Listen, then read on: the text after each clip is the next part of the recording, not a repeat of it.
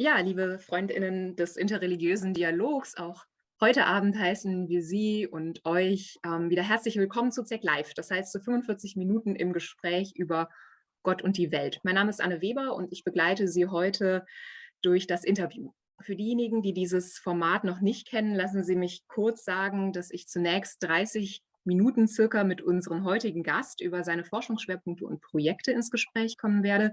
Und während dieser Zeit haben Sie immer Gelegenheit, über die Chat-Funktion Fragen zu stellen, die ich dann sammeln und vorlesen werde. Bitte denken Sie daran, dass dieses Interview aufgenommen wird und es dann auch eine Zeit lang über die Ihnen bekannten Kanäle abrufbar wäre. Das Besondere heute wird sein, dass dieses Interview auf Englisch geführt wird. Das heißt, ich jetzt gleich quasi die Sprache wechsle. Und scheuen Sie sich nicht, Ihre Fragen auf Deutsch zu stellen. Ich werde diese dann bestmöglich zu übersetzen versuchen. So first, a warm hello, good evening, and also good morning to all participants and viewers of this Wednesday's meeting. We are very happy to welcome you, Professor Fredericks, here at ZeKK Live, and this way, at least digitally, also at Paderborn University again. Even though you are familiar with our projects here at the Center for Comparative Theology and Social Studies, and many of us honor you as a great thinker and pioneer in comparative theology and interreligious dialogue. For those among us who don't know you yet or will watch our interview later, let me quickly introduce you. Of course, inspired by your webpage. Professor James Fredericks is a faculty member in the Department of Theological Studies at Loyola Marymount University and a priest of the Archdiocese of San Francisco. His fields of expertise include Catholic and comparative theology, Buddhism, and Buddhist-Christian dialogue. This diverse field of study has brought him as a senior Fulbright research scholar to Japan, where he has held the Minuten chair in Buddhism and culture at Ryukoku Daigaku in Kyoto. He has taught internationally, also in China and India, and has supported and inspired our research at the ZeKK in many ways. Current publications include Faith Among Faith, Christian Theology and the Non-Christian Religions, or Buddhists and Christians through Comparative Theology to a New Solidarity. However, Professor Fredericks is not only an expert in theory, but is also practically engaged in Buddhist-Christian dialogue. Thus, I would say, lives comparative theology, not only by the books. It's a pleasure to have you as our guest today. And for our audience, if you have any questions, please feel free to ask them in our chat. After about 30 minutes, this is what I mentioned before in German, our interview will stop and we will open up the discussion. Professor Fredericks, as a warm-up question and to get you and also your field of research a little bit better, could you give a bit of context on your interest in Buddhism, or in other words, what brought you as a Jesuit priest to get engaged in Buddhist-Christian dialogue? Well, first I have to say, I think, Anne, do you know Frank Clooney? Yes. You know Frank, okay. Frank and Klaus are close collaborators. I always say to Frank Clooney that about when people call me a Jesuit, I always say that never did I aspire to such a lofty goal. I'm not a Jesuit. I'm a priest of the Archdiocese of San Francisco, but I work with Jesuits. I taught with Jesuits in Los Angeles, and I lived with Jesuits. I lived with Frank Clooney. He and I are housemates when we were graduate students. Okay, so and I also have to tell you, sometimes when people call me a Jesuit, I just let it go. I just take it as a compliment. So I think the study of theology should be very personal. It should be understood as a personal quest. It doesn't have to be, but I think it's better. Theology is better, more so than perhaps other subjects, when it's a personal quest. And that's certainly the case with myself in regard to comparative theology. So let me tell you a story. I when I was a student in college, my father's work. He worked for a pharmaceutical company. You may know this company, Pfizer. It's quite famous now. It wasn't so famous in those days. Moved him to Tokyo, Japan. So I spent my sophomore year in college studying in Japan, and fell in love with it. I was 20 years old, and Japan is this great, great, great culture. All the time I was in Japan, about 18 months, I practiced the Japanese tea ceremony, chano in Japanese. Some of you may know it's a very elaborate way of making tea and showing hospitality, and it is an art form very much shaped by Zen Buddhist thought. And so this was very fascinating to me, I must say, especially because here Zen is not something that you read about in a book. Rather, this is this living art form. It's a performance art too, by the way. Okay? And it's a question of not so much of making tea, but becoming a chaji, becoming a person of tea, becoming someone. So I can go on and on and on about that. Sort of a Zen and the art of tea making, you might say. When I got back to the United States, I continued my philosophy studies. And I think this is curious. I spoke to one of my philosophy teachers and said, I want to do a reading course with you, just one-on-one, just the two of us, okay? I want to read Heidegger. At that time in my life, I had not read Heidegger. So we're walking through Being in Time, page by page, discussing, eating lunch and discussing and whatnot. And I found myself explaining my own understanding of Heidegger by referring to my experiences during practicing the tea ceremony.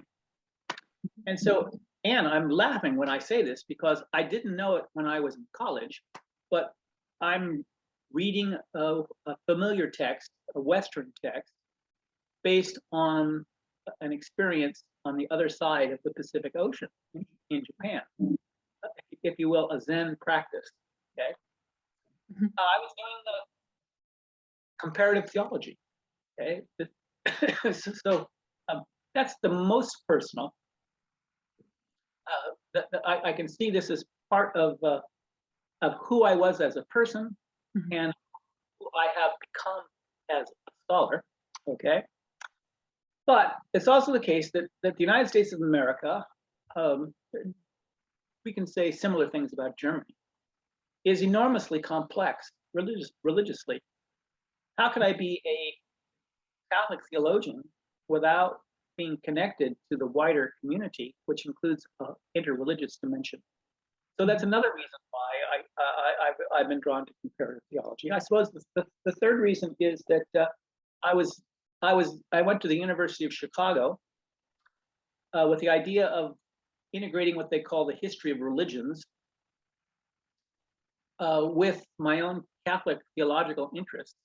And there in the house where I lived with the Jesuits, Frank Clooney is studying in the Department of the School of South Asian Languages, and I'm studying Christian theology.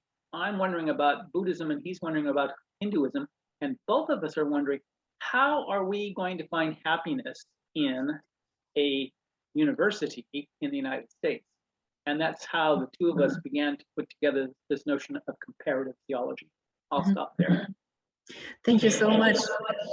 It's not only that I can relate, since also I lived in Japan for a couple of years working there, and over this experience became even more curious about my own cultural background and also religious tradition. And at the same time, like you mentioned, you had a certain view now on your tradition, on the philosophical texts of Heidegger and everything. So one of the charms of the comparative work seems to be to experience how the other view, the other world interpretation can show and teach me something about my own, let's keep it wide, tradition. It can be a religious tradition, a cultural tradition, and in any way. And it's very interesting that you actually came to a point where you felt your way would be not as a Buddhist, but as a Christian, being interested in Buddhism, and had a very good, or had good company with Professor Clooney then. Yeah. And may I ask you what Buddhism or a specific Buddhist teaching? I mean, you mentioned the tea ceremony, and of course then it's Zen Buddhism, but maybe also the encounter with other Buddhist schools. What it taught you also about your Catholic belief. Now I'm getting a little bit closer again, not tradition, but your Catholic tradition. So you mentioned Heidegger, so it's philosophical, but was there a point where you realized, wow, this insight actually gives me more insight in my own tradition on or into a certain problem dogmatically or whatsoever? Is there a moment you can think of? Let me say this. Sometimes people ask me the question, well, what specifically have you used from Buddhism, have you learned from Buddhism, then that you can just kind of add to Christianity? It's as if there's some teaching in Buddhism that you can. It's like putting an ornament on a Christmas tree, and that's really not my experience.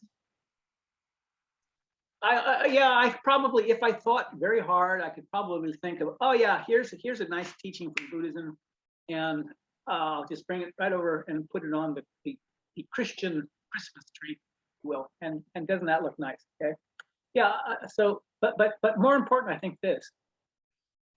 When I was in Japan practicing the tea ceremony, I realized the point is not how to make tea, doing all of these elaborate steps in the right order.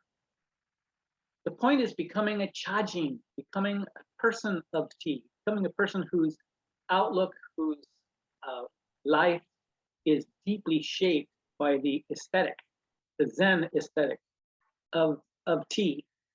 Traditions of contemplation, hospitality, Buddhist-inspired principles of beauty, and you probably know wabi and sabi, awade, all these Japanese aesthetics is amazing, just amazing. Okay, how do we become? The point of tea is not memorizing all the steps and then doing it efficiently. It is becoming a person. This is an invaluable lesson for me as a young theology student, and I recommend it to you all. Concentrate on becoming a person deeply rooted in a tradition, equipped with skills that are going to make it possible for you to think about your tradition in creative ways. That's the key principle. Okay, once that's in place, all the details will take care of themselves. That's part one of my answer. Part two, more directly to your question. Sometimes when I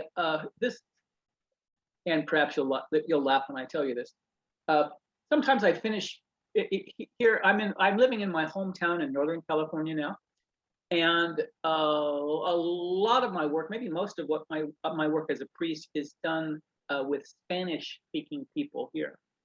So sometimes I'll finish giving a homily in Spanish, and I'll walk from the pulpit back to the presider's chair, and I laugh. I said, "Yeah, I suppose I could make that into a pretty good Dharma talk." Okay. Okay. And yet, it's a homily very much aimed at the needs of Spanish-speaking Mexican immigrants. Okay. So, and I have to tell you, what exactly is it about it? But it's not some idea that you could locate inside the text of my homily. Okay, it has more to do with the overall feeling or approach, and yeah, well, I'll leave it at that. Okay, can I just give one more part of it? Sure, of course. I love the Bodhisattva teaching in Buddhism. Okay, because and as a priest and as a baptized member of a local Christian community, my Catholic parish here in my hometown. Okay. I'm required to cultivate tenderness and service. And the Buddhist teaching of the Bodhisattva, or more accurately, the practice of the wisdom of the Bodhisattva by my Buddhist friends inspire me. So finally to answer your question, you're very patient, man, very patient. I'm interested. One Buddhist teaching that is especially impressive to me, it would be the notion of Bodhisattva practice. Maybe for those who are not so familiar with the Bodhisattva practice, you already got into it a little bit, but could you just briefly sketch what lies, or what does it mean? Well, those of you that are students of Buddhism know that the teaching of the Bodhisattva is enormously impressive, and it is ethical, but it's also rooted in a deep, subtle metaphysics. It's rooted in Buddhist history. This is an enormous question. Just so simply, let me say, the Bodhisattva teaching says that wisdom, the wisdom that frees us from attachment to this world and entanglement in passions that lead to suffering, wisdom and compassion are not two different things. Now, and I'm presuming that you're listening very carefully the way I'm explaining it. Not two. I'm not saying they're the same thing. I'm saying they're not two. Okay. This is I'm a good student of my Buddhist teachers here. Don't say they're the same thing. Say they're not two.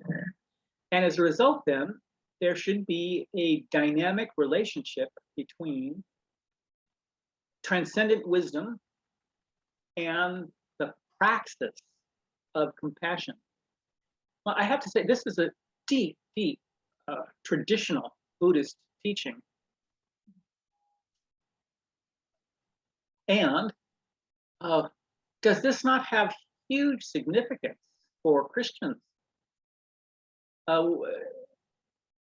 Christians, some Christians at least, talk about the importance of being contemplatives in action. Certainly the Jesuit ideal, here I am kind of an anonymous Jesuit, as Karl Rahner would say, I suppose. Okay. If the goal is to be contemplatives in action, the teachings of the about the Bodhisattva in Buddhism really can be of great benefit to us, put it that way. Yeah, that's very interesting. Also, coming from your anonymous tradition of Jesuit, saying that understanding is actually interrelated. It's not the same, but it's interrelated or with the performance. Like you mentioned before, you're becoming a tea person by performing. Yeah. And this, of course, has many implications also for what we in Christianity know as doing good for other people. Not only for other people, but doing something that is actually a proof or a witness of not only my belief in Jesus or God, but also in love itself. So also it's not Rana, but Prof, who said that love is only tangible, understandable, comprehensible by loving. And basically, so I think at least what I understood from your explanation is that the way of the Bodhisattva teaching is going in this direction too. So understanding and wisdom in this sense actually is related, interrelated with practice and the things you do in the world. And let me say another teaching from my Buddhist friends that has been very helpful to me as a Catholic theologian is this notion of praxis. The word is gyo in Japanese, okay, or shugyo. The Dharma, or Buddhism, the teachings of the Buddha, the wisdom of Buddha, it's of course it's something you study, and more than that, it's something you do, and that you cannot. If all you're doing is studying it, you're not going to make progress. It's something you have to practice, something that you do, and you practice it over and over and over again. And when you're a young person and you practice it, that's one thing. When you become very old, after many years of practice, then you're doing the same things, but you become a different person. Okay. I think in Christianity, we certainly in Catholic Christianity, we have a tendency to place much too much emphasis on the external details of doctrine, and we neglect the existential importance of the doctrine for Christian discipleship. This is a benefit that my Buddhist friends have given to me, a teaching that has been very compassionate for me. I'm a systematic theologian. I love doctrine. I love it. Love doctrine. Okay, great. Okay, but the study of doctrine is not complete until you put the doctrine into practice. Mm-hmm. And this goes for very abstruse or abstract doctrines like the Trinity, for example. I was in a discussion here with friends, secular friends, by the way, and I made yesterday, and I made the claim that individuals do not exist. There's no such thing as individuals. Okay. The illusion of being an individual is very powerful. Oh, and it's getting more powerful, at least in my part of the world, probably in Germany too. It's getting more powerful. And it's leading to violence, it's leading to loneliness, it's leading to despair. Individuals don't exist. The illusion of being an individual is very powerful and does exist. The illusion exists. And instead of individuals, I would argue that there are only persons. Mm-hmm. Persons. I'm getting this from the doctrine of the Holy Trinity, but I'm also getting this from my Buddhist friends. And there's a teaching in Buddhism called Anatman, that basically it says that we're not individuals, that's an illusion. Okay. So, and you see this, look at, I'm here, the Buddhist teaching of Anatman speaks to what I'm trying to put into practice in terms of the doctrine of the Holy Trinity. And this is an exceedingly exciting time to be doing Christian theology. This is a wonderful time to be doing Christianity because there's so much possibility all around us. Yes. Definitely. And I'm sympathizing with you in many ways at this point, and especially regarding your book, Through Comparative Theology to a New Solidarity. You seem to be very interested to relate faith and theological doctrine also not only with practice, but then with current social developments, especially if you are saying that now it's a great time for maybe not only Christian theology, but general for religious thoughts and religious concepts. And what would you, maybe also comparing the US and Japan or Europe and Asia, or not necessarily comparing them, but what would you identify as pending problems of our late modern societies, and how comparative theology and also, of course, interreligious dialogue could help with that? So you already mentioned that, and your book title is going in this direction, that this part of practice and the understanding that everything, that we are interrelated, not one, but there's like this the thinking in Christianity in the Trinity as well. And it's very important also talking about concepts like diversity. And how would you say comparative can help, or comparative theology can help with that? Or maybe even to frame it a little bit different, or with a different spin, how can academically framed interreligious dialogue and its insights, like what you mentioned here, can be translated into life world practices, experiences, like you mentioned before, and even answer social problems? I mean, this is a very, very big question, so you don't need to answer it, but you already hinted to a certain understanding of dogma and practice. So maybe let us know what is your view on that? I have been working with a circle of friends, a reading group. All of them are secular people, very successful, most of them rich, actually. Okay, here in my hometown, good people. We've been doing a lot of readings in what in German is called Spätkapitalismus, and or late modernity, post-modernity. These are not academic scholars. These are lay people, businessmen. Okay, we've been reading a lot about the rise of European modernity and its troubles right now. And I think it's safe to say that modernity, as it arose in Europe starting around 1500, is entering into a time of troubles. And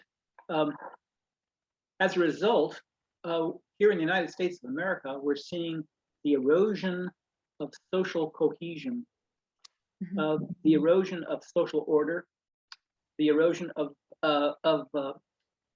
solidarity, and and I have to tell you, politically and sociologically speaking, and psychologically speaking, I'm not optimistic. But theologians are not paid to be optimistic or pessimistic. Theologians are supposed to be about hope. Hope. Okay. So, as the social fabric, social order, social solidarity is being stressed more and more in the United States, I think it's all the more important. Oh, let me say, as that's happening, there is a temptation to return to sub-national identities. Race, ethnicity, and religion. We need to resist this. We need to resist this. And how to resist it? We need to build bridges towards between people, among people. We need to build bridges of solidarity. So Christians need to reach out to Muslims. Muslims need to reach out to Jews. Jews need to reach out to Buddhists. You get the more we know one another, the more we share with one another, the more we support one another, by doing that, we are building networks of social solidarity that it's not going to stop the decay of the nation state. It's not going to stop it. No, don't be. I don't think. No. But at least together, Buddhists, Christians, Muslims, Jews, Hindus, go through the list. We'll know one another, and we will have a track record. We will have the practice of living peacefully and devotedly to one another. Mm-hmm. We're laying the foundation for a society that is going to come out of this time of trouble. Mm-hmm. I'm being very dramatic, aren't I? No, not at all. I think you're very realistic. I mean, it mirrors not only my research at this point, but also what I would say the sociological and socio-philosophical discourse here at the time is addressing, with concepts such as convivialism or post-growth or whatsoever. And it seems like your diagnosis also about how individualistic understandings of or tendencies might even increase or accelerate this fragmentation or coherence of our societies and democratic values, if you want. And I mean, in many societies and at many points and locations in the world, you can really grasp that. And solidarity also is not only a concept between human beings, I would say, but and maybe this is also something you just pointed out, at least indirectly, but between every creature, every living creature. So it's also, of course, has an ecological dimension. Yeah. And therefore it's resonating with me very much what you're saying. And I think you mentioned something very important when you said, so what is religion or theology in this sense? What is our homework we have to do? So giving back hope is very, very important, but at the same time, like you mentioned before, it's not to be optimistic or pessimistic, but be realistic, because hope can only root in a realistic diagnosis of our recent condition. And yes, Spätkapitalismus, like you mentioned before, is something that is very very much discussed by scholars already in Frankfurter School with Marx. And I mean, it's something that obviously is somehow necessary for our complex societies to function, but at the same time brings about very much suffering, injustice, and everything. So the question, of course, is how religions and also institutions or religious institutions might be able to support, on the one hand, to identify this kind of injustices, and also especially not only in, let's put it like this, not only in Western societies, but all over the world, and at the same time give hope to the idea that this is not the last word about our world. So we can still change it. I think it was even your not the last president, but Barack Obama, who said, I think at a talk or lecture in Nagasaki, even I was at that time, at least in Japan. So he mentioned we're not bound to our DNA, we can change in this sense. So that somehow caught me. And this is what you're somehow saying as well. So reconsidering our forms of living might help, and religions, and especially certain traditions, can focus on that maybe even more. And maybe this is also what we need in our crucial times here. I'm not sure. So I'm sorry, I didn't mean to talk that much. It's just I just want to show you that even on the other side. I think we're in agreement. Yeah, this is what I wanted to show. I just say we're moving into a time where more and more people are thinking, my religion is something I have and I must protect. Mm-hmm. We need to resist this. It becomes a fixed identity, and it related to ideology and competition in a decaying society, etc. Okay. Religion. Remember what our Buddhist friends teach us. Buddhism is something that we do first. It is praxis. It is practice. It is shugyo is what the Japanese call it. Okay, it's something we do. I think this is an invaluable teaching, and I think this is what you're getting at. Okay, instead of protecting Christianity as if it was this merely a deposit of faith, I'm okay with that, fine. Okay, but it's merely a deposit of faith. How are we going to make this tradition work for the benefit of many of all human beings and the environment? There's just, we need to bring that and the environment as well. Okay, comparative theology is not the only way to do this, but it's a very good way to do it. I agree, and I would like to put many other thoughts now into your conversation, but at least let's give us, the little audience we have, the chance to pose or ask some questions via chat. Right now there is for now nothing, but maybe they need a little bit more time. And to give them some time, I will ask you another question if you allow me. So now we actually spoke about the chances and benefits of comparative theology, also for social problems, for maybe giving hope even in a world that is obviously not as it could be. Maybe especially since you have so much experience in Christian Buddhist dialogue, or Buddhist Christian dialogue, sorry, that you also have a certain notion of challenges.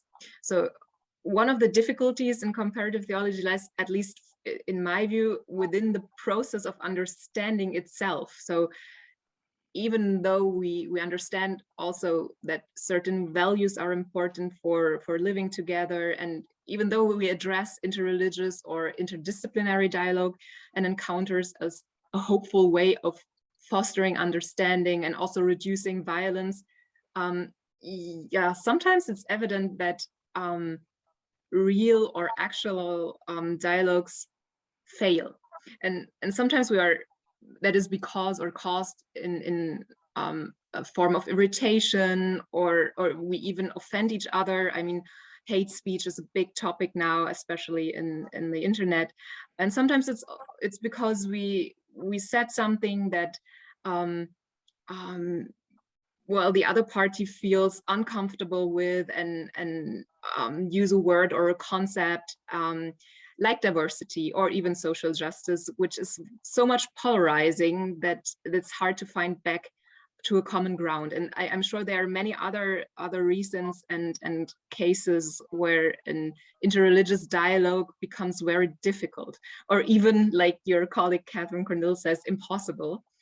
Could you share with us if you have had such moments when within your many years of experience, and maybe also what have you experienced to be crucial on the other hand in order to avoid such dead ends or such misunderstanding, and encounter also in meaningful interreligious dialogues and context. Yeah. Okay. And we need to be cultivating young people who are going to be able to give leadership in interreligious relations, comparative theology in the future. This means certainly means academic leadership, but also pastoral leadership as well. We need to be doing this right away.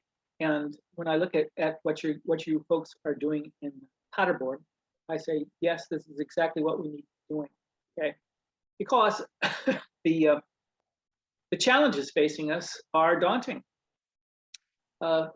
As the coherence of the nation state breaks down, I repeat, we are returning to sub-national identities, and religion is a really good identity. It's really quite traditional. So we have we have the rise of Christian nationalism, which is in the United States, Christian nationalism, and it's allied to white supremacy movements here. Okay. Mm-hmm. Look at the impact of the post-colonial struggle among Arab peoples, and the impact that has had on Islam. Okay, so there's plenty of reasons to be pessimistic, and I'm repeating myself. Theologians are not allowed to be pessimistic. This is not our job. Okay, nor are we supposed to be optimistic either. So we need to engage in the practice of hope. How are we going to do that? As I've said, comparative theology is one, not the only, one very good way of doing this. So with that as background, let me tell you a story. Pope John Paul II did many fine things. He was a great man in many ways, but he made a few mistakes. He published an interview, it was published as a book, and he said some very silly things about Buddhism. And it was quite shocking that a pope would say this about another religious tradition, at least after the Second Vatican Council. To be sure, I think Pope John Paul was taken by surprise, but regardless, it was a problem. When I heard about it, I heard it say, if I heard about it on a Monday, the following Wednesday, I had a meeting scheduled with Buddhists. And so I said, this is out there. It's in the newspapers. Do not pretend that this did not happen. So I got the text and I Xeroxed it, okay? And when I came to the meeting, the elder Buddhist, a great man, Havanpola Ratanasara from Sri Lanka, a great man, a diplomat, wonderful man. Bhante, as we called him. Bhante, someone said, the topic for today's discussion is, and Bhante said, no, we have another problem we have to deal with, okay? And he talked about the Pope, and then I chimed in, I agree with Bhante, and I have the text right here. Let's study this together. Well, we looked at it, okay? And happily, Catholics were able to say, Buddhists, we're embarrassed and we need your instruction. Teach us. Okay. And these Catholics and these Buddhists have been working together for many years. We really like one another. We're friends. Okay. Based on that, unpleasant, embarrassing event, we're able to deal with it together as friends. Okay. Listen, we need to be developing groups like this all over the world. Yes, that's actually a wonderful ending point for our interview. Thank you so much. The time flew by.